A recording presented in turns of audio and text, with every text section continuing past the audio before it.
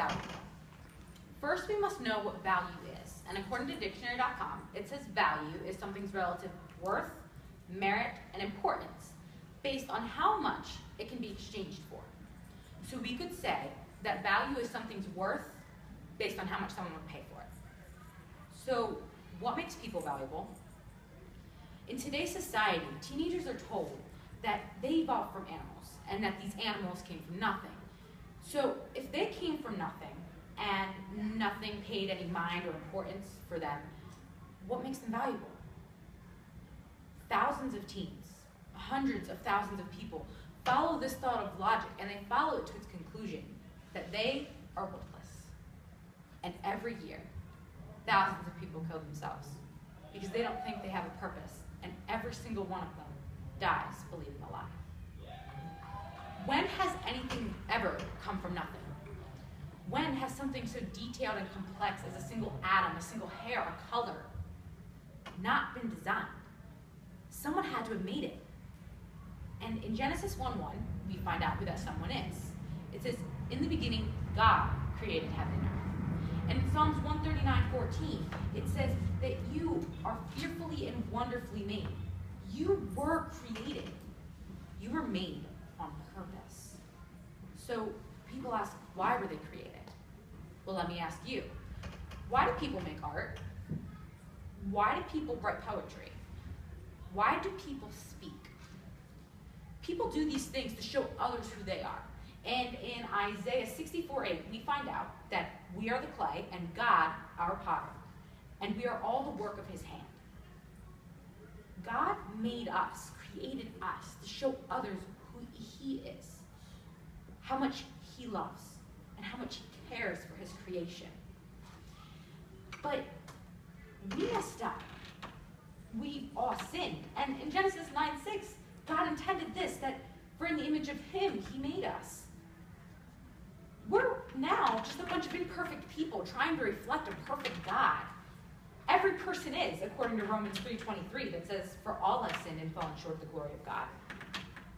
Every human being has failed. So, are we still valuable? Can we still fulfill a purpose? Let's go back to our original definition of value. Something's worth, merit, important. It comes from how much someone would pay for it.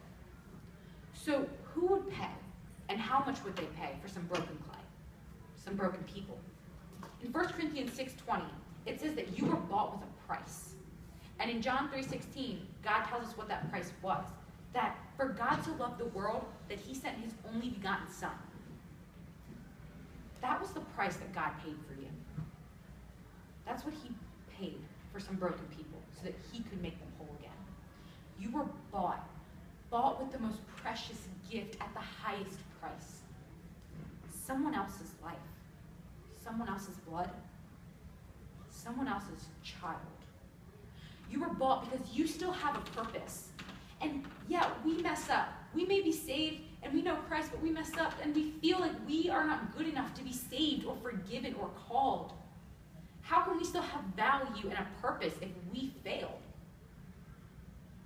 Well, that's what's so wonderful about the fact that you didn't give yourself worth based on your works.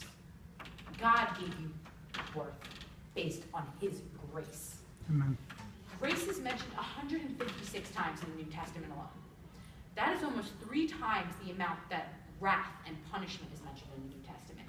And in 2 Corinthians 12:9, Paul, the guy who used to be Saul and was a murderer, said that Jesus said to him, my grace is sufficient for you, and my strength is made perfect in your weakness. You may have messed up. And I'm here to tell you that if you put your life back in God's hands, trusting that he can make you whole again, trusting in your value based on the outrageously expensive price that God paid for you, you do still have a purpose, because people are still going to be able to see God's redemptive love through your weakness. That's what we're here for. God can only still use you, no matter how much you mess up. But that's not because of how good you are. That's because of how great our God